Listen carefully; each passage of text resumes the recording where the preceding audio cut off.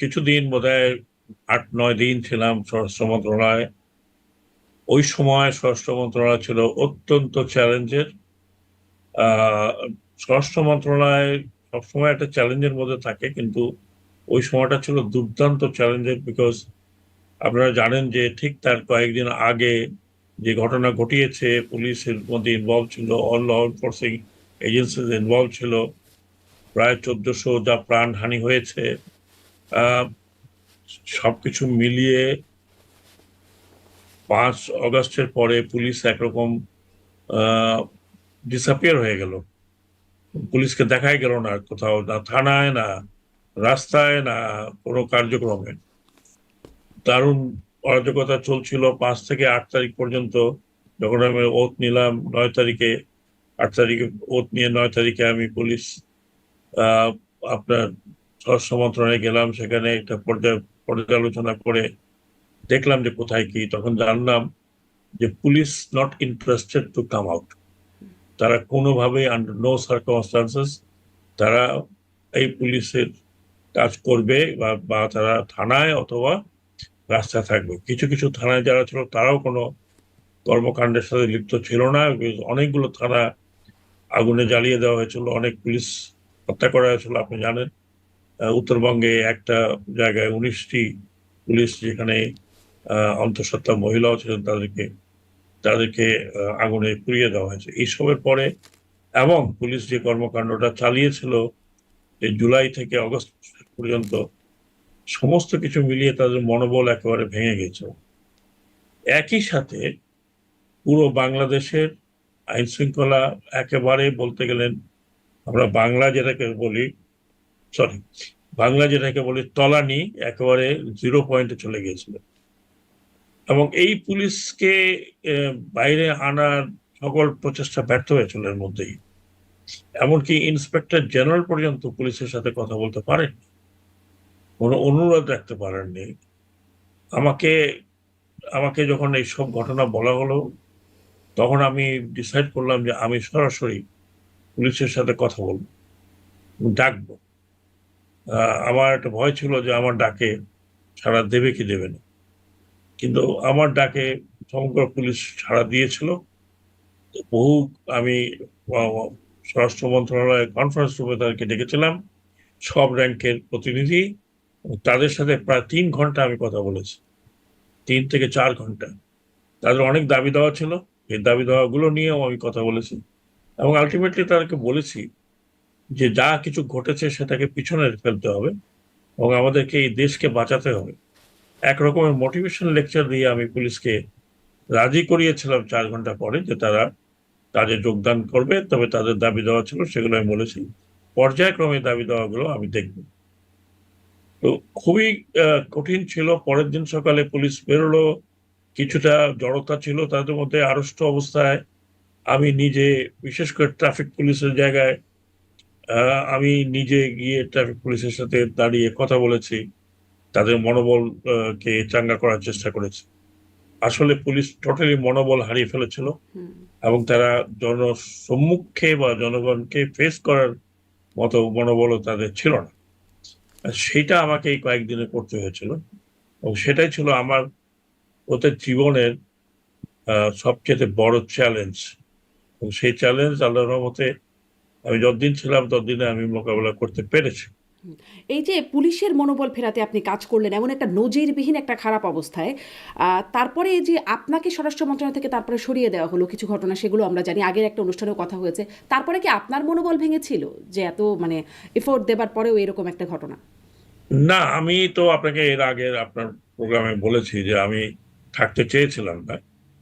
আমি আমি আমি সরাসরি আমাদের প্রধান উপদেষ্টাকে বলেছিলাম যে আমার জন্য যদি আপনি কোনো রকমের এম্বারাস হয়ে থাকেন, I also feel embarrass, I better leave. এবং আমি ওনাকে বলে আমি যখন লিভ করে বসা থেকে উঠে বেরোচ্ছিলাম, তখন তিনি আমাকে টেনে ধরলেন, বললেন যে এই সময়ে এই অবস্থায় আমাকে তো ওনার প্রয়োজন। যেটা ঘটেছে এটা একটা ভুল বোঝাবুঝি, অনেকে ভুল বুঝেছে, সেই জন্য তারা অনেক হইচই করেছে। যেটা কারণে উনি, এটাই উনি কারণ বললেন যে এই কারণেই আমি চাচ্ছিলাম যে আহ, উনি চাচ্ছিলেন যে আমি যাতে একটু নিভৃতে থাকি কিছুদিন, তারপরে আমি উনি আমাকে যে দায়িত্ব দেবেন। তো আমি তারপরেও রাজি হচ্ছিলাম না, কিন্তু উনি অনুরোধ করেছিলেন বলে, কারণ তার মতো একজন ব্যক্তিত্ব যিনি আন্তর্জাতিকভাবে খ্যাতি সম্পন্ন অনুরোধ করেছেন, এবং সেই অনুরোধ থেকে আমি আমি রেখেছিলাম। যদিও আমার খুব কষ্ট হয়েছিল সেই অনুরোধ রাখতে, কারণ তারপরে উনি আমাকে একটা এমন মন্ত্রণালয় দিলেন যেখানে ভার্চুয়ালি কোনো কাজ ছিল না বলতে গেলে। তারপরে আমি সেখানে চেষ্টা করেছি পাট ও বস্ত্র মন্ত্রণালয়। আমি চেষ্টা করেছি পাটকে রিভাইভ করার জন্য। আমি 1, 2, 3 মাস যতদিন ছিলাম ওখানে, একক মন্ত্রণালয় হিসাবে, আগস্ট টু বোধহয় আহ, আগস্টের শেষ পর্যন্ত ওই মন্ত্রণালয়ে আমি একক হয়েছিলাম। আমি এই কয়েকদিনের মধ্যেই চেষ্টা করেছি এই মন্ত্রণালয়ের পাঠকে রিভাইভ করার জন্য, এবং এখনো যারা এটার সাথে জড়িত তারা জানেন এই কয়েকদিনে আমি কিভাবে কি পরিকল্পনা করেছিলাম যে আমাদের দেশের যে হারিয়ে যাওয়া যে গৌরব বা সোনালী আঁশ, এটাকে কিভাবে রিভাইভ করা যায়। জি। তারপরে ওটার সাথে সাথে আমাকে 28 অগস্টে আমাকে বলা হলো নৌ মন্ত্রণালয় টেক ওভার করার জন্য। তখন আমি নৌ মন্ত্রণালয় টেক ওভার করলাম। তার কয়েক মাস পরে, কারণ তখন আরেকটি ক্রাইসিস শুরু হয়েছিল বাংলাদেশে। সেই ক্রাইসিসটি ছিল গার্মেন্ট ইন্ডাস্ট্রির শ্রমিকদের আন্দোলন।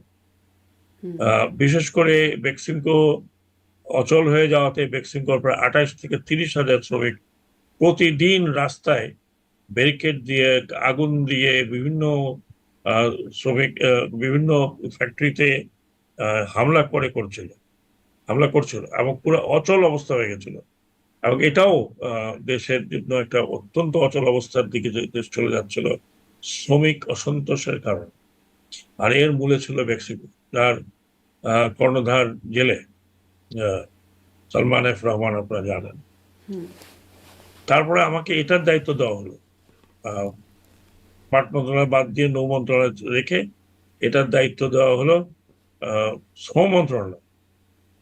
এবং আমি শ্রম মন্ত্রণালয়ে প্রথম দিকে গিয়ে টোটালি খেয়ে হারিয়ে ফেলেছিলাম। তারপরে আস্তে আস্তে কিভাবে এই শ্রমিক অসন্তোষকে চেক করা যায় সেগুলোর জন্য একটা কমিটি তৈরি হয়েছিল, যে কমিটি ছিল হেড ছিলাম আমি। এবং সেই কমিটির মাধ্যমে আমি আমার দৃঢ়চিত্ত সিদ্ধান্তের মাধ্যমে আস্তে আস্তে এই বিষয়টিকে নিষ্পত্তি করেছিলাম। এবং পরের দিকে তো আপনি জানেন যে আহ, একটা ভালো ম্যানেজ হয়েছিল শ্রম মন্ত্রণালয়, এবং সেখানে বড় কাজ ছিল আন্তর্জাতিকভাবে স্বীকৃত বাংলাদেশ লেবার অ্যাক্ট। এটা করতে আমার প্রায় 1 বছর লেগেছিল। ট্রাইপার্টিট মিটিং, টিসিসি বলে এই কমিটির মাধ্যমে মিটিং করে এই আপনার আইনটিকে পরিবর্তন করা ছিল, ম্যাসিভ পরিবর্তন করার জন্য, যেটা আইএলও নির্দেশিত ছিল। এবং আইএলওতে সাবমিট করার পরে আমাদের উপরে যে ইন্সপেকশনের খড়গটা ছিল সেটা অনেকটা শিথিল হয়েছে এখন। জি, তার মানে শ্রম মন্ত্রণালয়ে আপনি বেশ কিছু সফলতা আপনি নিজে অনুভব করেছেন, যেখানে স্বরাষ্ট্র মন্ত্রণালয়ে একটু কিছু এম্বারাসিং বিষয় ছিল। আপনি বলছিলেন যে ভুল বোঝাবুঝি, না, সেখানে শুধু স্বরাষ্ট্র, শুধু শ্রম মন্ত্রণালয় নয়, একই সাথে আমি যে কাজ করেছি নৌ জি, মন্ত্রণালয়ে আসি একটু নৌ তার মন্ত্রণালয়ের কাজ প্রসঙ্গেও শুনবো। সেখানে অনেক কাজ আচ্ছা, আছে এবং সেখানে অনেক প্রশ্নের জায়গাও আছে। একে একে আসি। মানে স্বরাষ্ট্র মন্ত্রণালয় থেকে যাওয়ার সময় যে ভুল বোঝাবুঝিগুলোর কথা বলছিলেন, তার মধ্যে একটা ভুল বোঝাবুঝি ছিল। সেটি নিয়ে তো বহু কথা হয়ে গেছে। যে আপনার যে স্বরাষ্ট্র মন্ত্রণালয়ের দায়িত্বে থাকাকালীন আপনি যে বলেছিলেন পুলিশের কাছে 7.62 রাইফেল আছে, কিন্তু সিভিলিয়ানদের কাছে কিভাবে আসলো, এই প্রশ্নটা করেছিলেন এবং এই প্রশ্নটা করে আপনি তোপের মুখে পড়েছিলেন বলে আপনি নিজেও বলেছিলেন যে এটি নিয়ে একটা ভুল বোঝাবুঝি হয়েছে। অনেকেই ভুল বুঝেছে, অনেকেই পছন্দ করে না এই প্রশ্নটি। আপনি তারপরে স্পষ্ট করেছেন আর একটা আয়োজনে, পরে 6 মাসের মতো পরে সেনাবাহিনীর একটা আয়োজনে গিয়েও আপনি বলেছেন যে সিভিলিয়ানদের কাছেও এই 7.62 রাইফেল ছিল, এটি কিভাবে গেল একটা ইনকোয়ারি হওয়া দরকার। এই ইনকোয়ারিটা কি শেষ পর্যন্ত হয়েছে? না, আমার জানা মতে না। কেন হলো না? আমার জানা মতে না। কেন, সেটার উত্তর তো আমি দিতে পারবো না, কারণ এটা তো স্বরাষ্ট্র মন্ত্রণালয়ের বিষয়। এবং স্বরাষ্ট্র মন্ত্রণালয়, আমার পরে লেফটেন্যান্ট জেনারেল জাহাঙ্গীর ছিলেন, এটার উত্তর তো তিনি দিতে পারবেন যে কেন এই ইনভেস্টিগেশন করা হলো না। এই ইনভেস্টিগেশনটা খুব জরুরি ছিল, কারণ আমরা জানি আউটসাইড জ্ঞান যে পুলিশের কাছ থেকে এসব হাতিয়ার দিয়ে দেওয়া হয়েছিল ছাত্র দল, ছাত্রলীগ বলে শোনা যাচ্ছিল। কারণ এরা, আমরা মনে আছে যে যখন ছাত্র আন্দোলন একটা হচ্ছিল, যখন বাচ্চারা বেরোছিল নিরাপদ সড়কের জন্য, কিন্তু সেই হেলমেট বাহিনীরা পিটিয়ে দিয়েছিল।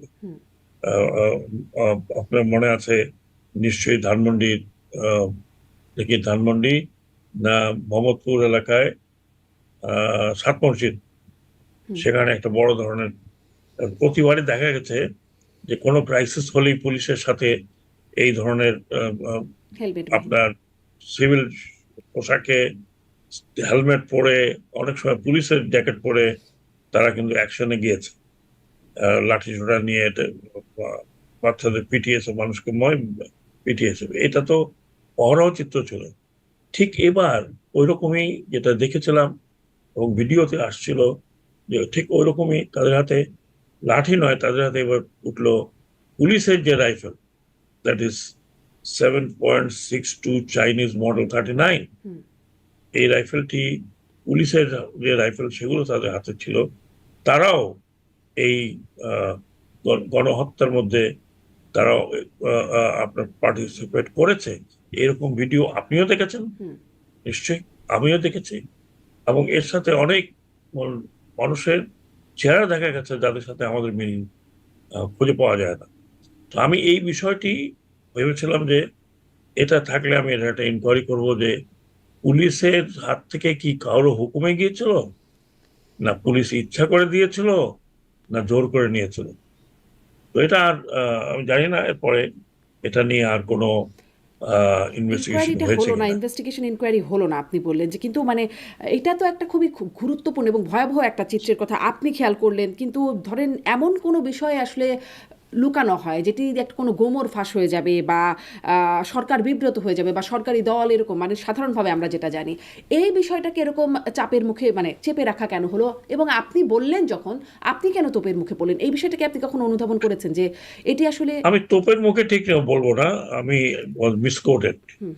এক পক্ষ মিসকোট করার চেষ্টা করছিল যে অ্যাকচুয়ালি পুলিশ গুলি করে নাই, অন্যরা গুলি করেছে, সেই অন্যরা অন্য পক্ষের লোক, এই ধরনের একটা ব্যাখ্যা দেওয়ার চেষ্টা করেছিল। বাট সেই ব্যাখ্যাটা ঠিকই ঠিক, কারণ পুলিশের হাতে রাইফেল নেয়, এইটা নেয়, এটা কোত্থেকে আসলো, এই ধরনের ব্যাখ্যা যখন কেউ দেয় তখন বলতে হবে যে মানে হয় আমি রাইফেল চিনি না, আর না হয় আমার চোখ অন্ধ ছিল, যে পুলিশের কাছে এই রাইফেল ছিল না, এই রাইফেল শুধু সিভিলিয়ানদের হাতে ছিল।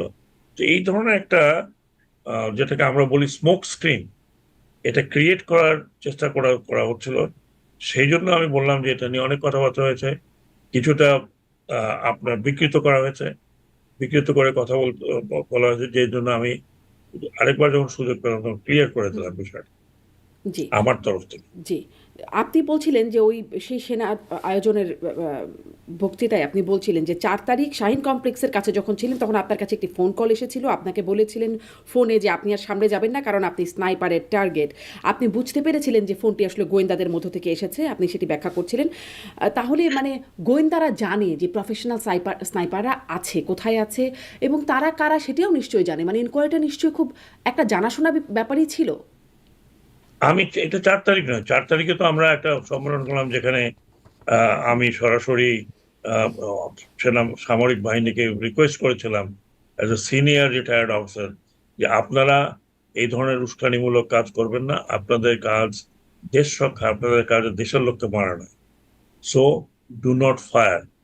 এবং আমি সরাসরি প্রধানমন্ত্রীকে বলেছিলাম আপনি এরকম অর্ডার দেবেন না, যেই অর্ডার মানতে বাধ্য নয় সৈনিকরা, কারণ এটা লফুল অর্ডার নয়, কাউকে গুলি করে মেরে ফেলা আর্মির জন্য এটা লফুল অর্ডার নয়, যুদ্ধক্ষেত্রে অন্যরকম ব্যাপার। সেটা পরে এটা নিয়ে অনেক হয়েছিল ওই দিন রাতে, এবং ওই দিন সারাদিনই বলতে গেলে আমরা যারা ছিলাম এক ধরনের নার্ভাস ফিল করছিলাম, কারণ আমাদের পিছনে প্রচুর মনে হলো যে প্রচুর লোক লক্ষ্য করছে যে আমরা কোথায় যাই, কি করি। আমি সেদিন বাসা থেকে বের হইনি। পরের দিন সকালে পরের দিন 5 তারিখ সকালবেলা আমাদের প্রাক্তন সৈনিক সেনাবাহিনীর লোকজন তারা একটা প্রসেশন করতে চেয়েছিল যে যে সংহতি করার জন্য। 5 তারিখে আপনি জানেন যে 6 তারিখে ঢাকা চলো একটা প্রোগ্রাম করেছিল, সেটাকে 4 তারিখের কথা বলার পরেই তারা একদিন আগালো। কারণ 4 তারিখের পরে কিন্তু যেটা লক্ষ্য করা গেছে যে সেনাবাহিনী আর সেরকম অ্যাটাকিং পোস্টারে ছিল না, তারাও রিল্যাক্স করে গেছে। ওই দিন আমাদের বিশেষ করে এই ডিওএইচএস থেকে যারা ছিলেন, চারিদিক থেকে এসেছিলেন, তারা আমাকে ডেকে নিয়ে গেলেন যে আমি যাতে এই প্রসেশনটা লিড করি বা সেখানে জয়েন করি, যেহেতু তার আগের দিন আমি এ ধরনের কথা বলেছি। আমরা গিয়েছিলাম, ওইখানেও কথাবার্তা বলেছিলাম। আমি দেখেছি সেনাবাহিনীর লোকজনও সেখানে ছিল, কিন্তু তারা আমাদেরকে একটা প্রোটেকশনের মধ্যে রেখে দিল। বৃষ্টি হচ্ছিল, প্রসেশনটা যখন শুরু হলো তো আমিও হাঁটা শুরু করলাম ওদের সাথে। আমাদের উদ্দেশ্য ছিল যে প্রথমে আমরা জাহাঙ্গীর গেট পর্যন্ত যাব, তারপরে আমরা ফার্ম গেট পর্যন্ত যাব, ফিরে আসবো। এটা ছিল একাত্মতা ঘোষণার বিষয়টি, যে আমরাও ঢাকা মার্চের সাথে জড়িত। তার আপনি জানেন তার আগে এই সব ডিওএইচএস থেকে কিন্তু লোকজন বের হয়ে গেছিল সমর্থনে, ছাত্রদের সমর্থনে। ওই সময় আমি যখন শাহিন কমপ্লেক্স, আপনি চিনবেন কিনা জানি না, মাঝামাঝি জায়গায় যখন ক্রস করছিলাম, তখন ওই টেলিফোনটা আমি পাই এবং আমাকে বারবার অনুরোধ করা ছিল যে আপনি যাবেন না, কারণ এই ধরনের টার্গেট যদি একটা পায়, তাহলে এই যে যে আন্দোলন এটা হয়তো অন্য স্রোতে চলে যাবে। তো সেই জন্য আমাকে রিকোয়েস্ট করেছিল। আমি জিজ্ঞেস করেছিলাম আপনি পরিচয় দিলেন না, বললেন যে আমি আপনার শুভাকাঙ্ক্ষী, এটা বলে রেখে দিন। এবং তাতে আমার একটা ধারণা হয়েছিল যে সামবডি হু নোজ। এবং ওই দিনই কিন্তু অনেক কিলিং হয়েছে, আপনার টার্গেট শুটিং হয়েছে, খুঁজে দেখবেন।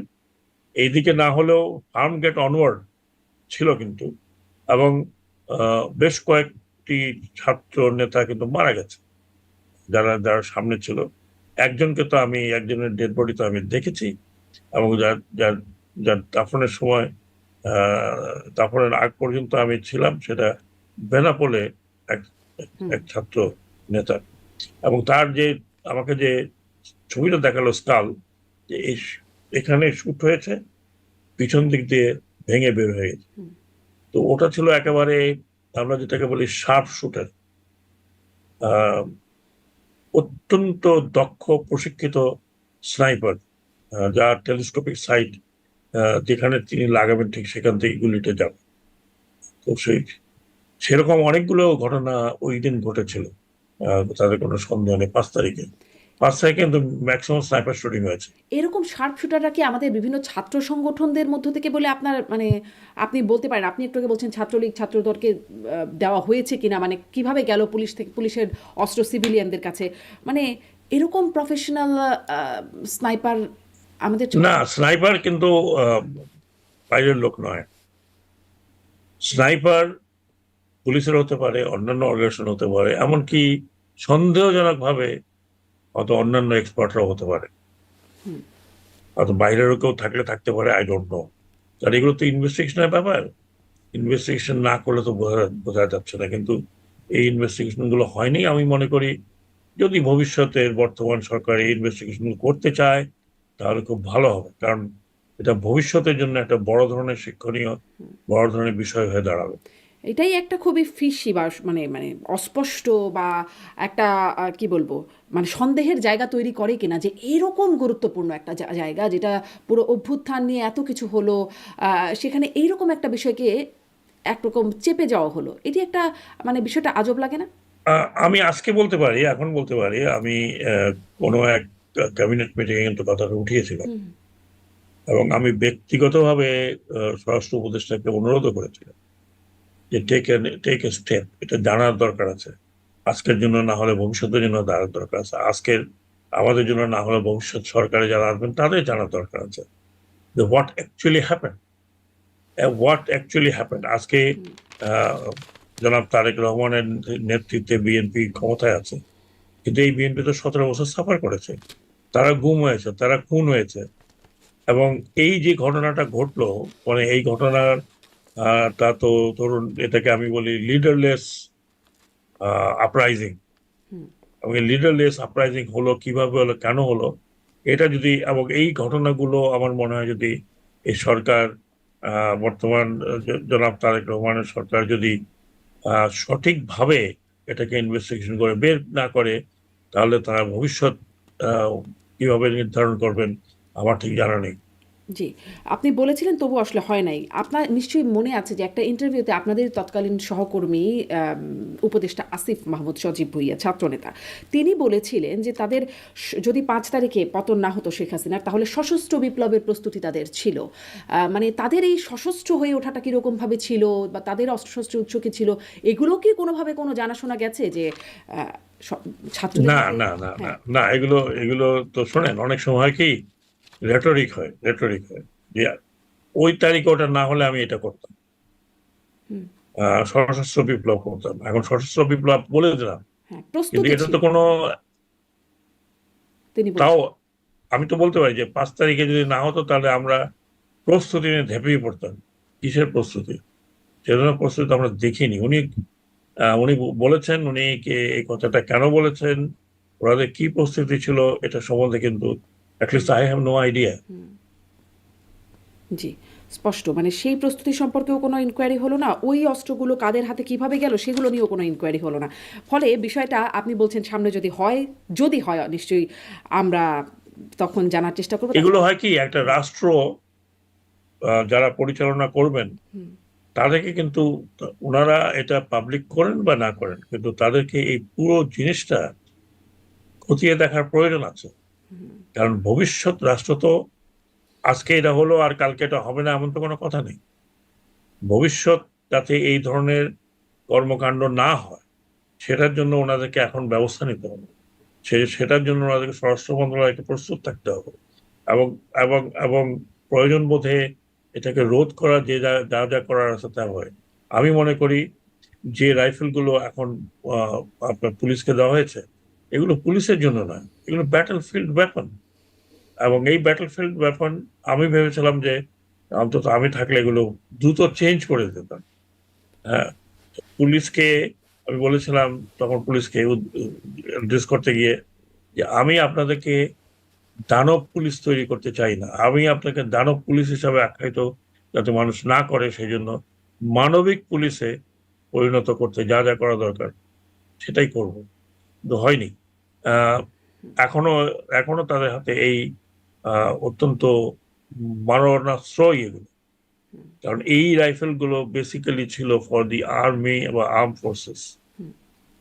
সেগুলো স্লোলি অ্যান্ড গ্র্যাজুয়ালি সরকারের অভিপ্রায়ের কারণেই, ওই সময়কার সরকারের অভিপ্রায়ের কারণে পুলিশকে দেওয়া হয়েছে, অথবা পুলিশকে নতুন ভাবে কিনে দেওয়া হয়েছে।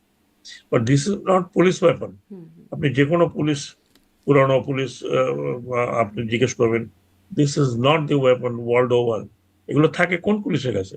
Riot police, sorry, anti terrorist police, অথবা থানায় কিছু থাকতে পারে যদি তারা স্পেশালি কোনো অভিযানে যায়, সেখানে যদি প্রয়োজন হয়।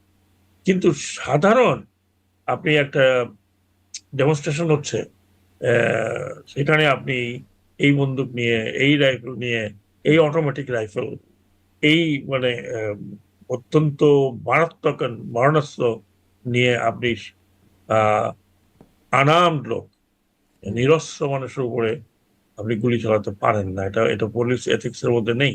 জি, যেই কারণে পুলিশকে এরকম মারণাস্ত্র দেওয়া হয় না, জি। কিন্তু কাদা সেই বন্দুক মারণাস্ত্র দেওয়া হয়। পুলিশের কাছে দেওয়া ছিল এবং খুব অদ্ভুত ব্যাপার যে সেই অস্ত্র লুট হয়ে গেল, সেই অস্ত্রগুলো সব উদ্ধার করা গেল না। আমাদের আপনার পরের উত্তরসূরি স্বরাষ্ট্র উপদেষ্টা তিনি বললেন যে তিনি গ্যারান্টি দিয়েছিলেন যেগুলো নির্বাচনে ব্যবহৃত হবে না। কিভাবে যেন দিয়েছিলেন সেই গ্যারান্টি জানি না। কিন্তু তিনি এই গ্যারান্টিটা দিয়েছিলেন। এখনো সেটি উদ্ধার হয়নি।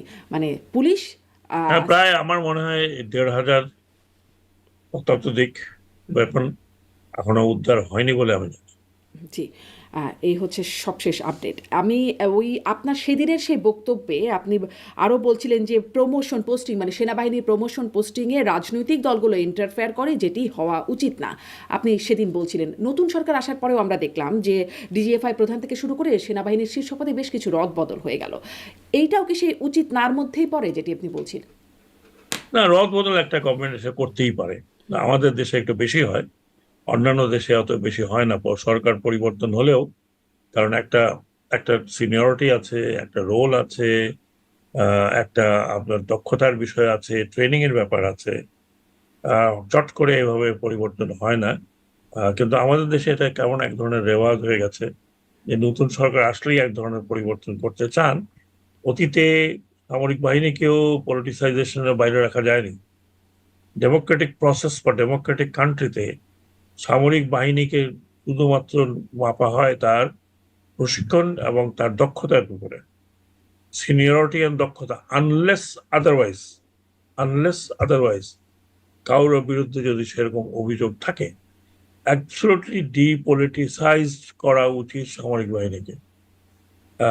যদিও ডিপলিটিসাইজ কথাটা আমি বলছি, কিন্তু এই অন্তর্বর্তীকালীন সরকারের সময় পুলিশের ইনঅ্যাডিকুয়েসির কারণে সেনাবাহিনীকে বাইরে রাখতে হয়েছে। বাট একটা দেশের সামরিক বাহিনী কিন্তু এন্ড অফ ইট, মানে আপনি এরপরে আর কোনো আপনাকে শক্তিও নেই, এরপরে আপনাকে ডিফেন্স করার মতো কেউ নেই। এই সামরিক বাহিনীকে আমি মনে করি যতদূর সম্ভব রাজনীতি থেকে ঊর্ধ্বে রাখা দরকার। হ্যাঁ, চিফ হওয়া বা উপরের লেভেলে চিফ হওয়া বা তার নিজের 2-4টা জায়গায় কিছুটা পলিটিক্যাল অ্যাঙ্গেল থাকে সব দেশেই, কিন্তু পলিটিক্যাল অ্যাঙ্গেলের চাইতে তার সততা, তার কর্মদক্ষতা, তার এবিলিটি, এটা ডেফিনেটলি মাপকাঠি। সমগ্র বিশ্বে তাই মাপকাঠি হয়, প্রত্যেকটি ডেমোক্রেটিক কান্ট্রিতে তাই মাপকাঠি হয়। আমাদের দেশে সবচেয়ে বড় সমস্যা হচ্ছে যে আমাদের দেশে যিনি প্রধানমন্ত্রী তিনি কিন্তু ডিফেন্সে থাকেন। কাজী উনি শেষ কথা, উনি শুরুর কথা, উনি শেষ কথা। কিন্তু অন্যান্য দেশে যে সময় ডেমোক্রেটিক কান্ট্রিতে সামরিক বাহিনী পরিচালিত হয় একটি কমিটি দ্বারা, কমিটি অফ মিনিস্টার্স, যেটা যেটা আপনি ডিফেন্স কমিটি হিসাবে অনেক দেশে পরিচিত। সে কমিটির হেড থাকেন প্রধানমন্ত্রী, এবং সেখানে একজন অন্য মন্ত্রী থাকেন যিনি defence minister. Is not defence adviser, the defense minister, who is the last man for the buck. হ্যাঁ, আর তার উপরে থাকে প্রধানমন্ত্রী, আর তার উপরে থাকে প্রেসিডেন্ট, যিনি সর্বাধিনায়ক আপনার ডেমোক্রেটিক প্রসেসে এবং কনস্টিটিউশন। কাজী এখানে সামরিক বাহিনীকে পরিচালিত করার জন্য যে কমিটি ডেমোক্রেটিক প্রসেসে থাকে, তাদের মাধ্যমে কিন্তু এই সবগুলো আপনার হয়। কিন্তু আমাদের দেশে আমি যদিও লিখেছি, আমি প্রেজেন্টেশন দিয়েছি, এশিয়াটিক সোসাইটিতে আমার প্রেজেন্টেশন রেকর্ড করা আছে, সেখানে আমি বলেছি যে সামরিক বাহিনীতে হায়ার হেডকোয়ার্টার্স বলতে যেটা বোঝা যায় সেটা হচ্ছে how military is controlled and commanded by the civilian government, control and command of civilian government. এটা কিন্তু একজনের দ্বারা নয়, এটা সমষ্টি দিয়ে পরিচালিত হয় সামরিক বাহিনী। তো এটা আমাদের দেশে আনফর্চুনেটলি সেই 75 সালের পরের থেকে যে একটি ইনস্টিটিউশন তৈরি করা হয়েছে, সেই ইনস্টিটিউশনটি একক দ্বারা পরিচালিত এবং সেখানে ভুল ভ্রান্তির অনেক বিষয় হয়ে যায় থাকে। এমনকি আমরা অতীতে দেখেছি যে দলীয় কনসিডারেশনে সামরিক বাহিনীতে উচ্চ লেভেলের প্রমোশন হয়েছে, এমনকি গত রিজিমের সময় এই নিচের লেভেলের প্রমোশনও দলীয় কনসিডারেশন হয়েছে, যেটার জন্য সামরিক বাহিনী সক্ষমতা অনেকখানি হ্রাস হয়েছিল। এখন সেটি এই আপনি 1.5 সেদিনের বছরে সেই বক্তব্যতেও বলছিলেন যে মানে জি এটি জি দেখা গেছে। জি। এখনো যেটা হলো এটাও কি দলীয় কনসিডারেশনেই নয় নাকি ভিন্ন কিছু? এখন কিছু কিছু উপরের দিকে 2-4টা পরিবর্তন হয়েছে আমি দেখেছি। আর ইন্টেলিজেন্সের পরিবর্তন তো করতেই পারে, ইন্টেলিজেন্স পরিবর্তনটা মানে ওই সামরিক বাহিনীর ওই চ্যানেলের মধ্যে পড়ে না। জি তো সেই জায়গাতে এখনো কোন কনসিডারেশনে করেছেন আর সেটা আমি ঠিক বুঝতে পারছি না, কারণ যেভাবে এটা নিয়ে কথা হচ্ছে, হুম। এগুলো নিয়ে কথা হচ্ছে, আমি আশা করব যে নতুন সরকার আমাদের খুবই young prime minister, young in a sense যে মানে কম্পারেটিভলি উনি যথেষ্ট ইয়াং রিপ্রেজেন্ট করেন, অনেক এনার্জি আছে। আমি আশা করব ওনার আশেপাশে যারা উপদেষ্টারা আছেন হুম। তারা ওনাকে প্রপার কাউন্সেলিং ডেফিনেটলি দেবেন, এবং নিজের বিচার বিবেচনাও তিনি ব্যবহার করবেন বলে আশা করি। জি, নিশ্চয়ই সে আশাই করতে পারি।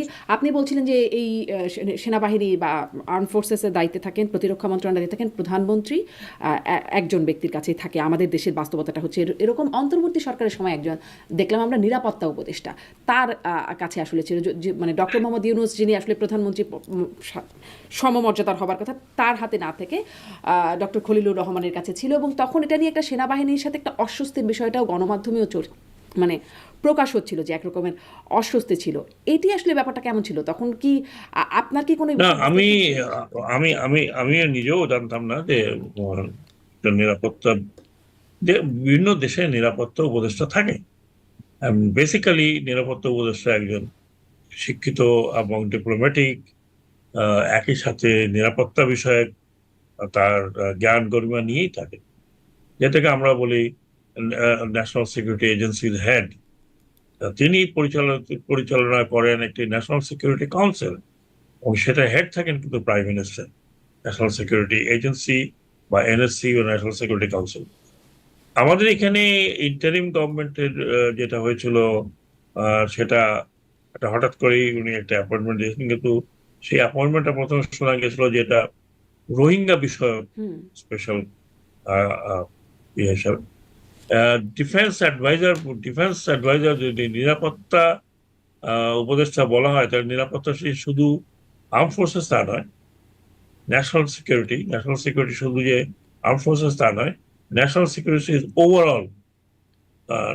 Even police can come under national security. Food security is national security. Youth security is national security. Population security. So, আপনি যাই ধরবেন না কেন, whichever is concerned with the well-being of the state, ওটা সিকিউরিটির মধ্যে পড়ে। কাজে ন্যাশনাল সিকিউরিটি যখন আমরা বলি, তখন যে শুধুমাত্র আর্ম ফোর্সেস তা নয়, ন্যাশনাল সিকিউরিটির আরো অন্যান্য এলিমেন্ট গুলো আছে। আপনি মনে করেন যদি দেশে দুর্ভিক্ষ হয়, তাহলে তো কান্ট্রি ইজ নট সিকিউর, তাই না? দেশে যদি রায়ট লাগে, country is not secure. So এই জায়গাতে ইন্টারিম গভর্নমেন্টের সব পক্ষে যেটা আমি বারবার চেষ্টা করেছিলাম বলার জন্য, যে এই সময়ে একটা পরিবর্তন আনা দরকার, যেটা আমি বলেছিলাম যে কাউন্সিল অফ মিনিস্টার্স কমিটি ওইভাবে করার জন্য, ডিফেন্স কমিটি তৈরি করে ওটার সাথে ডিফেন্সকে এবং ডিফেন্স মিনিস্ট্রিকে উজ্জীবিত করার দরকার। কারণ ইন এনি কেস একটা ডেমোক্রেটিক কান্ট্রিতে is a civilian control over the arm forces. এটা কোনো নতুন বিষয় আমি বলছি না, নতুন থিওরি নয়, ওয়ার্ল্ড ওভার। আপনি কিন্তু সেটি তো কাজ পার্শ্ববর্তী করেনি। দেশে দেখি। জি, মানে সেটি তো জি, বাস্তবায়ন হয় নাই, মানে আপনার সেই পরামর্শ। আমাদের দেশে বাস্তবায়ন হয়নি। হ্যাঁ। এটা জি, মানে বাস্তবায়ন আপনি হয়নি। পরামর্শ দিয়েছিলেন, কিন্তু সেটি আসলে খুব বাস্তবায়ন হলো না। কিন্তু এটা না, কি আমি আপনারা যেহেতু এখনো কেউ বললে আমি পরামর্শ দিতে রাজি আছি, ছোটখাটো পরামর্শ আমার। হুম, কিন্তু এটা আর্ম ফোর্সেস সবাই জানেন যে কিভাবে এটাকে করতে হবে। সেটি বাস্তবায়ন হয়নি। নিরাপত্তা উপদেষ্টার দায়িত্বে ছিলেন তিনি, এবং এখনকার সময় খুব আলোচনার বিষয় হচ্ছে সেই নিরাপত্তা উপদেষ্টা, যাকে নিয়ে বিএনপির ব্যাপক আপত্তি ছিল যে বিদেশি নাগরিক কীভাবে নিরাপত্তা উপদেষ্টা হয়, ডক্টর মোহাম্মদ ইউনূস কোন আক্কেলে তাকে নিরাপত্তা উপদেষ্টা বানিয়েছেন, একদম স্বরাষ্ট্রমন্ত্রী বর্তমানে যে তিনি এই প্রশ্নগুলো তুলেছিলেন, কিন্তু এখন এসে তিনি পররাষ্ট্রমন্ত্রী হয়ে গেলেন। আপনারা আর কি মন্ত্রিসভার সদস্য, মানে ওই সময় ক্যাবিনেটের সদস্য হিসেবে কি এটি জানেন যে আপনাদের সহকর্মী আসলে কি কাজ করলেন যার কারণে তিনি এতটা আস্থাভাজন হয়ে উঠলেন বিএনপির? মানে আপনি তো হলেন না, বা আর বাকিরা তো অনেকেই হলেন না, কেউ হলেন না, তিনি কি করে হয়ে উঠলেন জানেন বিষয়টা? কোনো ধারণা? I have no idea. আর আপনি যে বললেন আমি হলাম না, আমি অত বিজ্ঞও নই, অত পারঙ্গমও নই যে আমাকে সব সময় হায়ার করতে হবে। সো এটা বিষয়টা তো আমি যেহেতু জানি না, এটা নিয়ে কখনো আলোচনা হয়নি, বরং আই ওয়াজ লিটল সারপ্রাইজ যখন আমি দেখলাম যে উনি ওত নিতে গিয়েছেন। কারণ এটা নিয়ে কানাঘুষাও আমাদের মধ্যে হয়েছে বলে আমি জানি না, অত আমি জানি না, হয়তো যারা আরো ক্লোজ ছিলেন তারা জানেন কিনা I don't know. But I don't know, এটা এই জিনিসটা কোর্টে কোথাও ডিসকাশনও হয়নি। হুম। হয় যদি থাকে তাহলে লিমিটেড কেউ জানতে পারে, আচ্ছা, নট মি। আচ্ছা। আম আপনি একটু আ আরো কয়েকটা বিষয়ে কথা বলতে, বলতে আসলে রয়ে গেল। ঠিক আছে? ওগুলোতে আপনি একটা কথা শুধু একটু বলি যে, আপনি বলছিলেন যে, ওই যে একদম শুরুতে স্বরাষ্ট্র উপদেষ্টার দায়িত্ব যখন ছিলেন, তখন আপনার যে এক্সপেরিয়েন্স, আমি যেটি বলছিলাম যে নজিরবিহীন একটা খারাপ সময়ের মধ্যে আপনি দায়িত্ব নিয়েছিলেন। আপনি বলছিলেন যে আগুনে পুড়িয়ে দেওয়া হয়েছে, অনেকগুলো থানা পুড়িয়ে দেওয়া হয়েছে, পুলিশকে পুড়িয়ে মারা হয়েছে, অন্তঃসত্ত্বা নারী ছিলেন সেখানে। এই ঘটনাগুলো যে ইনডেমনিটি দেয়া হলো পরে, মানে তাহলে কি এই ঘটনাগুলোর বিচার হবে না? এই বিষয়ে মানে এই বিষয়টা একদম চূড়ান্ত যে এই বিষয়গুলোর বিচার করা যাবে না? মানে এই ইনডেমনিটি প্রশ্নটা অধ্যাদেশ যেটি আপনাকে হলো। এই প্রশ্নটা আপনাকে করতে হবে স্বরাষ্ট্র মন্ত্রণালয়। আচ্ছা, আচ্ছা। এখন অবশ্য অধ্যাদেশগুলো নিয়েও একটু প্রশ্ন উঠছে, যখন রাষ্ট্রপতি বলছেন যে তিনি আসলে অনেক কিছুই জানতেনই না, যখন যে কাজগুলো হয়েছে তিনি একরকম অবরুদ্ধই তিনি ছিলেন। এটাও কি আপনার কোনো ধারণা আছে যে এতদিন চুপ থাকা, চুপ্পু রাষ্ট্রপতি চুপ্পু, তিনি এখন কিভাবে মানে এখন কিভাবে মুখ খুলছেন? অ্যাকচুয়ালি আপনাকে দেখতে হবে যে কি সিচুয়েশন ছিল ওই সময়। একটা বলেছিলাম যে লিডারলেস আপরাইজিং, কোন নেতৃত্বের নিচে কিন্তু আপরাইজিং হয়নি, কোন পলিটিক্যাল পার্টির নিচে আপরাইজিং হয়নি, কোন পলিটিক্যাল নেতার কারণে আপরাইজিং হয়নি। এটা সম্পূর্ণ একটা স্বয়ংক্রিয়, যদি আমি বলি, আচ্ছা অ্যাটলিস্ট চাক্ষুষ তাই। হুম, হুম, পিছনে কে আছে কে ছিল না, কোন কোন কোন ফোর্স ছিল না ছিল, এগুলো অনেক কথা বলা হয়, কিন্তু ওই সময় দেখা গেছে যে এই ইয়াং জেনারেশন ছাত্ররা, এরা গুলি খেয়ে মরে যাচ্ছে, তারপরেও তো মানে পিছনে যায়নি। হুম, এটা ভেবেছিল 2-4টা গুলি মারলে লোক মরে যাবে, তারপর আর কেউ আসবে না, কিন্তু সেটা হয়নি। এটা একটা unprecedented uprising in the whole of the world. অনেক পলিটিক্যাল পার্টি বলেছে যে আমরা এর মধ্যে নাই, আমরা এর সাথে নাই। তাহলে কারা ছিল এটা? আমি যদি ধরে নিই যে এরাই ছিল, এই ইয়াং জেনারেশন, যাদেরকে পুলিশে নিয়ে টর্চার করেছে, হুম, যাদেরকে ভাতের হোটেলে নিয়ে ভাত খাওয়ানো হয়েছে, ইত্যাদি ইত্যাদি, হুম, মেলা কিছু নানান ধরনের ড্রামা হয়েছে। তো তারপরে যখন একটা গভর্নমেন্ট ফর্ম হলো, গভর্নমেন্টের ফর্ম হওয়াতে একটা জিনিস, ওখানে অনেক অনেক জানেন অনেক প্রভোকেশন ছিল, যে যে রাষ্ট্রপতিকে অভিশংসন করে বের করে দাও, কনস্টিটিউশনকে বাতিল করে, হুম, কনস্টিটিউশন দ্বারা নয়, রেভলিউশনারি কমান্ড কাউন্সিল তৈরি করে করো। কিন্তু একটা আধুনিক দেশ, আপনি এরকম ভাবে সবকিছু ফেলে দিয়ে, সংবিধান ফেলে দিয়ে আপনি একটা রাষ্ট্র পরিচালনা করবেন, আহ তাও আবার বাইরে এক জায়গায় আপনি জনগণের সামনে ওত নেবেন, এটা একটা মডার্ন রাষ্ট্রের বিষয় নয়। লিডারলেস কু বা লিডারলেস আপরাইজিং অনেক দেশে হয়েছে, এবং সেই সব দেশে এইসব করতে গিয়ে একটা কেওসের মধ্যে এইসব দেশ চলে গেছে। এখন পর্যন্ত সেই কেওস থেকে বেরোতে পারেনি। আমি যদি বলি ইরাক, টিউনিসিয়া, ইজিপ্ট, এমনকি ইউরোপিয়ান কিছু, যেটা ইয়েলো রেভলিউশন যেটা আমরা বলেছি, সেখানে কিন্তু অনেক সময় লেগেছে টু সেটেল ডাউন। হুম, যার কারণ হচ্ছে যে এই ধরনের অনেক ঘটনাগুলো ঘটেছে এইভাবে। তো কনস্টিটিউশনাল ধারাবাহিকতা থাকার কারণেই আপনি একটা ইলেকশন করতে পেরেছেন।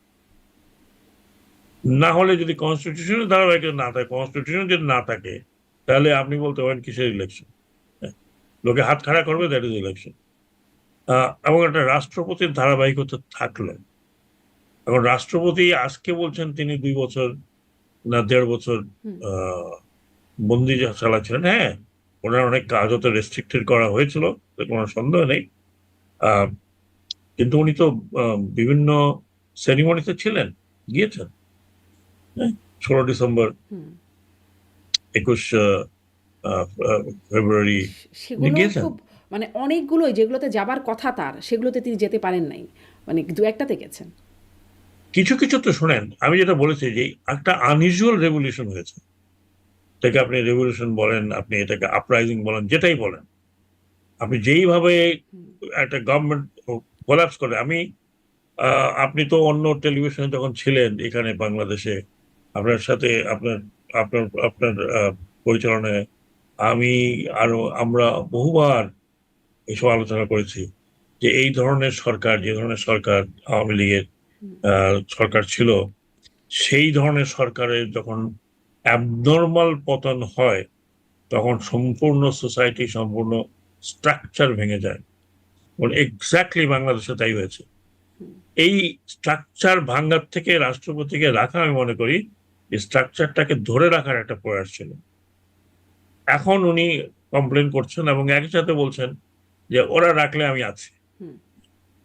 তো মানে আমার কাছে তো ওনার কথাবার্তারই মনে হচ্ছে, আহ, যদিও উনি মহামান্য রাষ্ট্রপতি রাষ্ট্রপতি আছেন, তার সম্বন্ধে আমার কাছে একটু কেমন যেন মনে হচ্ছে যে আহ, হয় উনি এই 1.5 বছর একেবারে চুপচাপ থেকে একটু খেই হেরে ফেলেছেন, অথবা ওনাকে এই ধরনের কথা না বললে শোভনীয় হতো বলে আমি মনে করি।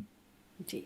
আহ, তিনি একটা কথা বলেছেন যে তখন তার অপসারণে যে আন্দোলনটা হচ্ছিল, নানান রকম এই মঞ্চ সেই মঞ্চ এই ঐক্য এরকম নানান রকম সংগঠন করে, একই রকম মানুষজন নানান রকম সংগঠন করে এই অপসারণের দাবিতে আন্দোলন শুরু করে দিল বা বিক্ষোভ শুরু করে দিল। তিনি প্রশ্ন করছেন এত টাকা পেল কই তারা? এই প্রশ্নটা কি কখনো এসেছে যে তারা আসলে কোত্থেকে আসছে ফান্ডটা? এত টাকা কোথায় বলে তো ইনভেস্টিগেশন করতে হবে। এটা তো আপনিই বললেন, আমিও বলতে পারি, আরে তারা অর্গানাইজ করলো, টাকা দিল কে? হুম। তো টাকা দেওয়ার অভাব অভাব তো কখনো হয় না। আপনি মনে করেন এই যে রাজনীতিতে যারা যান, ইলেকশন করেন, আজকাল ইলেকশন তো বিনা পয়সা হয় না, তো সেটাও যে টাকা আসে থেকে। তো এইগুলো প্রশ্নের কোনো উত্তর নেই যদি আপনি করতে না, চান ধরেন এটা রাষ্ট্রের। রাজনীতিবিদরা বড়লোক মানুষ আছেন, তাদের মধ্যে অনেকে তাদের চাঁদা দেন, কিন্তু এই ছাত্ররা তারা আন্দোলন করে ফেলে, তাদের টাকা এখানে যে এখানে যে অনেক বড়লোক মানুষরা টাকা অন্য তাদের নিজস্ব কোনো উদ্দেশ্যে দিচ্ছে না বা দেয়নি, হুম। আপনি আমি কি হলফ করে বলতে পারবো? জি। হয়তো দেশের মধ্যে একটা কেওস লেগে থাকলে অনেকের সুবিধা হয়, কেওস লাগানোর চেষ্টা করে, সেটা সবসময় যে বাইরের থেকে আসবে এমন তো কোনো কথা নেই, ভিতরেও তো লোকজন, আমাদের দেশে অনেক লোকজন আছে জি। যারা মনে করে যে একটা কেওটিক সিচুয়েশন থাকলে অনেকটা সুবিধা হয় অনেকদের। জি। কিন্তু সেটি আসলে বের করার চেষ্টা হয় নাই। আপনি আপনার বক্তব্য স্পষ্ট। রাষ্ট্রপতি সম্পর্কেও একটু জেনে নিলাম যে তার আসলে এভাবে বলাটা খুব শোভনীয় হচ্ছে না। সামারি করলে এরকমই আপনি বলবেন। আমার কাছে মনে হচ্ছে, আমি ব্যক্তিগতভাবে রাষ্ট্রপতি একটি প্রতিষ্ঠান, হুম। যিনি থাকবেন একেবারে কন্ট্রোভার্সির উপরে। এখন ওনার এই কতগুলো নিয়ে কথাগুলো নিয়ে তো কন্ট্রোভার্সি হচ্ছে। এক পক্ষ বলছে, আরেক পক্ষ বলছে, 3-4 পক্ষ তো অলরেডি আপনি দেখেছেন সোশ্যাল মিডিয়াতে দাঁড়িয়ে গেছে। হুম।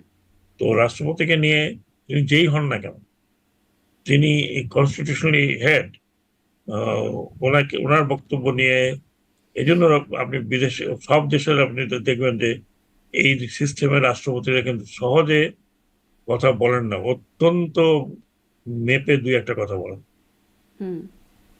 জি। কিন্তু তাকেই যদি যাতে মানে ওই তার পজিশনে কোনো নামে কন্ট্রোভার্সি সবকিছু না। হচ্ছে, যেটি আসলে সবসময় হয়। কিন্তু তিনি জানেনও না কি হচ্ছে। আ তার নামে চিঠি পাঠিয়ে দেয়া হচ্ছে। কিন্তু আসলে তিনি যেটি লেখেন নাই বা তিনি যেই মন্তব্যটি করেন নাই, এরকম যখন হচ্ছে তখন কি সেগুলো তিনি আসলে বলবেন না যেগুলো তার নামে হয়ে গেল? তাছাড়া যদি মানে এটা কি বলাটা অনুচিত? না, না, আমি অনুচিতের কথা বলছি না। আমি বলছি কন্ট্রোভার্সি। হুম। কন্ট্রোভার্সি তৈরি করার এখন তো কোনো দরকার ছিল না। আর ওনাকে নিজেকে ডিফেন্ড করারও দরকার ছিল কিনা আমি জানি না, তো উনি বলতে পারবেন। আহ, কারণ এটাও তো উনি না বললেও অনেকে উপলব্ধি করেছে, হুম। অনেকে জেনেছে। এখন ওনার সম্বন্ধে তো আমি বিশেষ কিছু বলতে পারবো না। আচ্ছা। আমি একজন সিটিজেন হিসাবে মনে করি যে রাষ্ট্রপতি যিনি যেই থাকুন না কেন, তাকে সভরেন রাষ্ট্র হিসাবে তার প্রতি সে শ্রদ্ধা দেখানো উচিত। একই সাথে রাষ্ট্রপতিরও জানা উচিত যে উনি একটা কথা বললে সেটা নিয়ে অনেক হুম। চুলচেরা বিশ্লেষণ হবে, পক্ষে বিপক্ষে, দ্যাটস নট গুড, যেটা বলছি। একদম স্পষ্ট। অনেক ধন্যবাদ। একটু আরেকটা বিষয় একটু ছোট্ট করে শুনি। আপনি ওই যে বলছিলাম আপনার একসাথে আপনি অনেক বিষয়ে এক্সপার্ট, অনেক বিষয়ে আপনার জ্ঞান এবং কাজের জায়গা। সাবেক সেনা কর্মকর্তা, আ এই সরকারের বর্তমান অন্তর্বর্তী সরকারের উপদেষ্টার সময়ও আপনি দেখেছেন যে আসলে বিডিআর বিদ্রোহের যে তদন্ত সেটি আওয়ামী লীগের সময়েও হয়েছিল। আবার সেটি এই অন্তর্বর্তী সরকারের সময়েও হলো। সেখানে এখন শেখ হাসিনাকেও আসামি করা হয়েছে এবং সাবেক মন্ত্রী বা আওয়ামী লীগের নেতাদেরকে বিভিন্ন জনকে আসামি করা হচ্ছে। আ আমি আসলে এই প্রশ্নটি করতে চাই যে আপনি কি মনে করেন? আগেও একটা তদন্ত হলো, আবার আপনাদের লেফটেন্যান্ট জেনারেল জাহাঙ্গীর যিনি স্বরাষ্ট্র উপদেষ্টার দায়িত্বে ছিলেন তারও নেতৃত্বে একটা তদন্ত হয়েছিল যেটিও প্রকাশিত হয় নাই। আ আসলে কোনটি বিশ্বাসযোগ্য কোনটি নয়?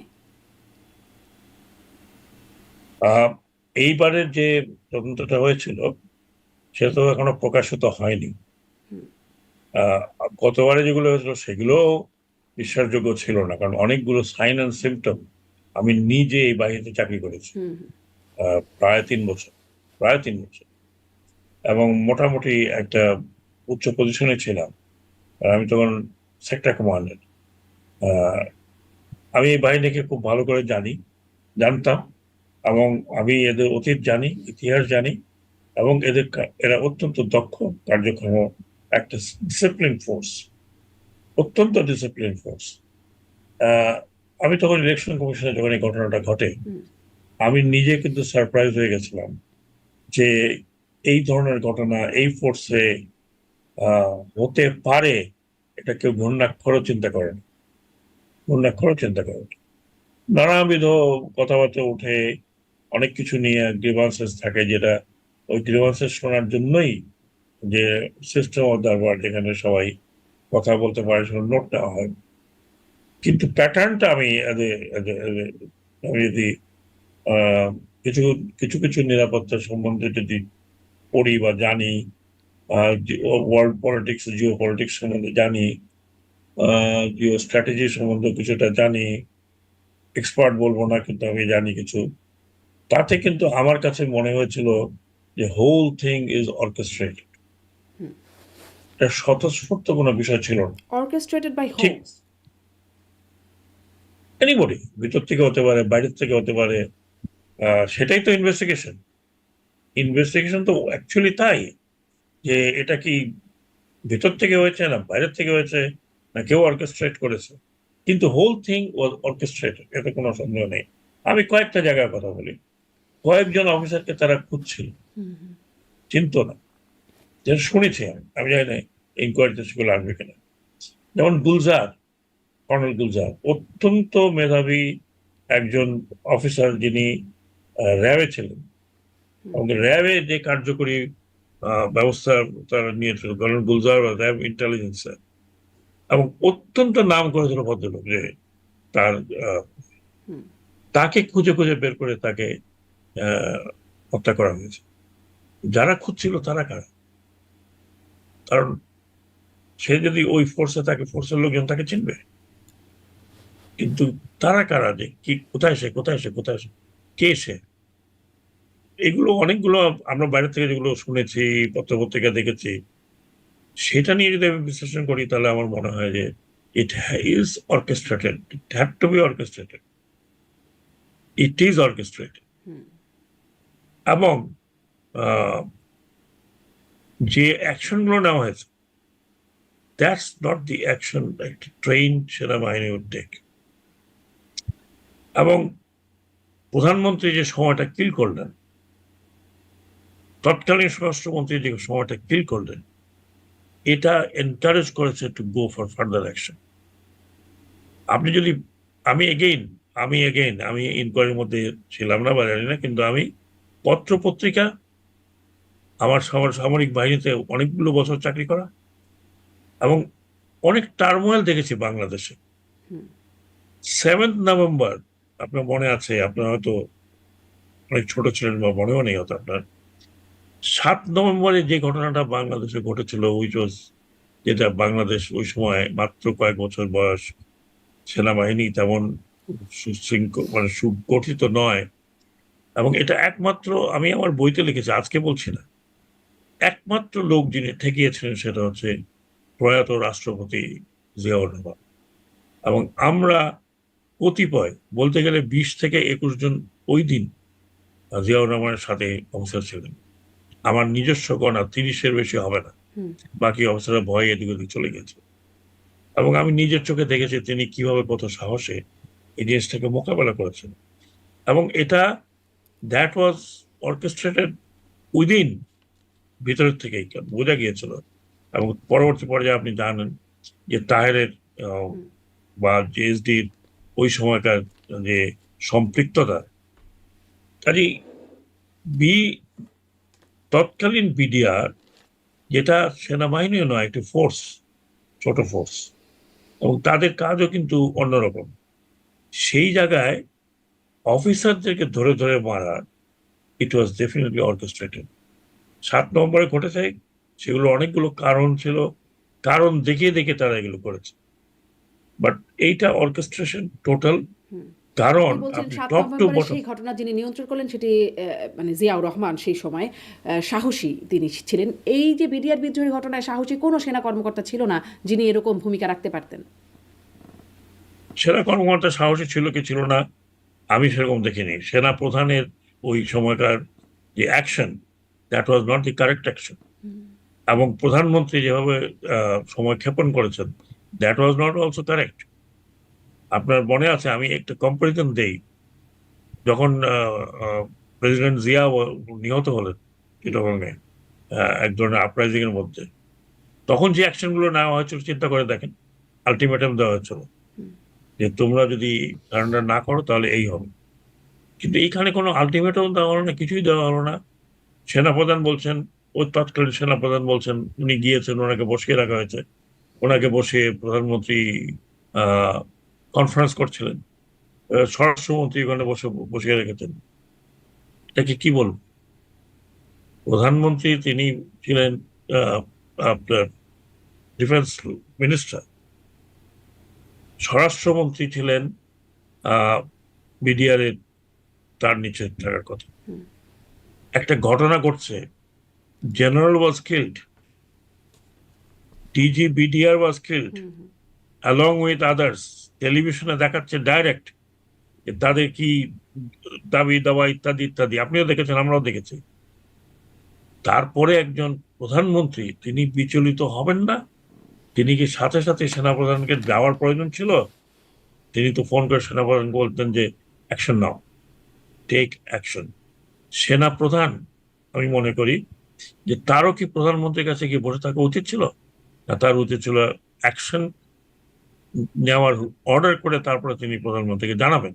কারণ ওখানে অফিসার, যেটা বললাম, BDR general was killed, that was good enough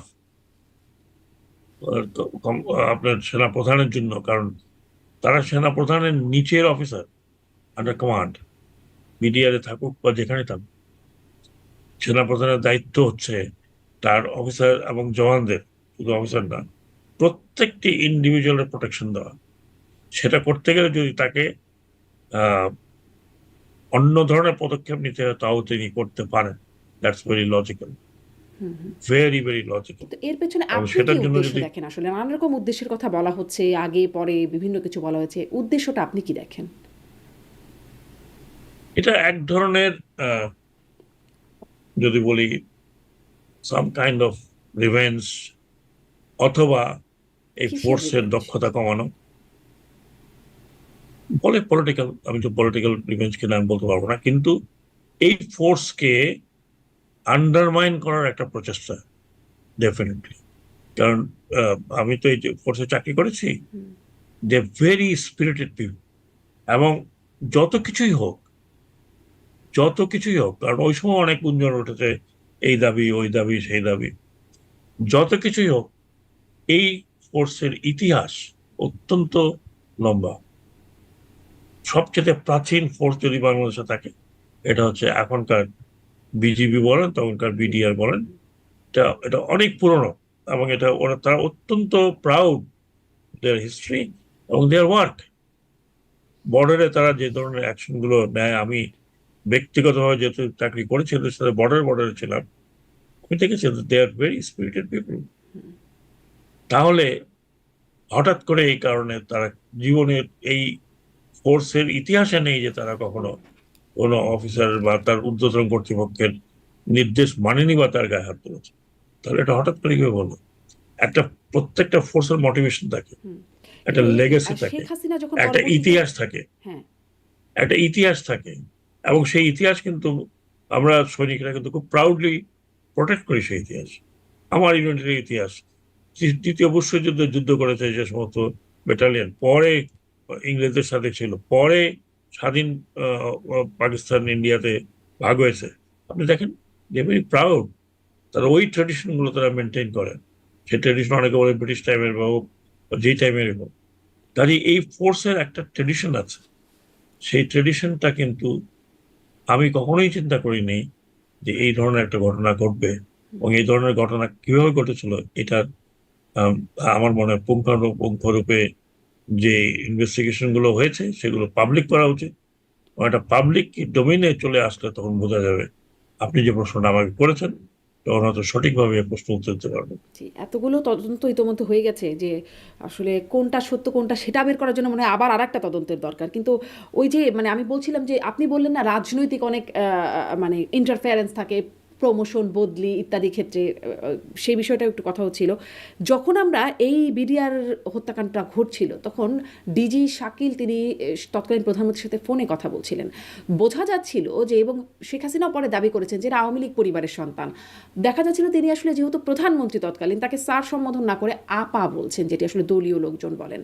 তো এরকম দলের এত অনুগত মানুষজন তারা কেন হত্যাকাণ্ডের শিকার হলেন? মানে না, এটা তো আমি শোনেন, এটা আপনি আমাকে জিজ্ঞেস করছেন, আমি উত্তর দিতে পারবো না কেন হলেন। এই কেন বের করার জন্য তো ইনভেস্টিগেশনটা কয়েকটা ইনভেস্টিগেশন হয়েছে। আমি মনে করি সবগুলো ইনভেস্টিগেশন দেখা উচিত এবং এই যে লাস্টে যে ইনভেস্টিগেশন হয়েছে জি সেটাও জনগণকে জানানো উচিত। তাহলে আমরা বুঝতে পারবো যে কেন। এই কেনর উত্তরটাই হচ্ছে ইনভেস্টিগেশন। G Y. জি এই অনেক কেন জমে যায় কিন্তু কেনর উত্তরগুলো আসলে শেষ পর্যন্ত কিছুটা আসে কিছুটা বাকিটা আসে না। কতটুকু জানি সেই বিষয়ে আমরা স্পষ্ট। আশা করি আমরা হয়তো কিছুটা জানতে পারবো, ইফ নট 100%। আমরা কিছুটা জানতে পারবো। আমি ঠিক আপনার মতোই আহ, যতটুকু জানি, যতটুকু বুঝি কিন্তু আমার বোঝা, আমার বিশ্লেষণ কারেক্ট হবে, কারণ it is very very sensitive issue. জি আপনাকে মনে রাখতে হবে 57 officer were killed and all of them were brilliant officers, all of them. আমি অনেককে চিনি, অনেক আমার জুনিয়র ইনক্লুডিং শাকিল। শাকিল আমার আন্ডারে চাকরি করেছে। হি ওয়াজ এ ব্রিলিয়েন্ট অফিসার এবং অত্যন্ত প্রফেশনাল অফিসার। কাজেই তার সাথে বাকি যারা নাম কয়েকজনের বললাম, এগুলো অল প্রফেশনাল অফিসার। জি সেই এটা সবশেষ আর একটা তদন্ত। সেনাবাহিনী, বাংলাদেশের মতো ছোট একটা সেনাবাহিনীর 57 জন অফিসারকে যদি এভাবে মার্ডার করা হয় তাহলে তো এটা it effects even the moral of the whole system in the country. নিঃসন্দেহে সেই কমিশনের প্রতিবেদনটি পাবলিক হয়েছে শেষ পর্যন্ত, মানে সেখানেও সত্যটা কতটা আসে দেখার মতো নিশ্চয়ই থাকবে, বা সত্য অনুযায়ী ব্যবস্থা কতটা হয় সেটাও দেখার জায়গা থাকবে।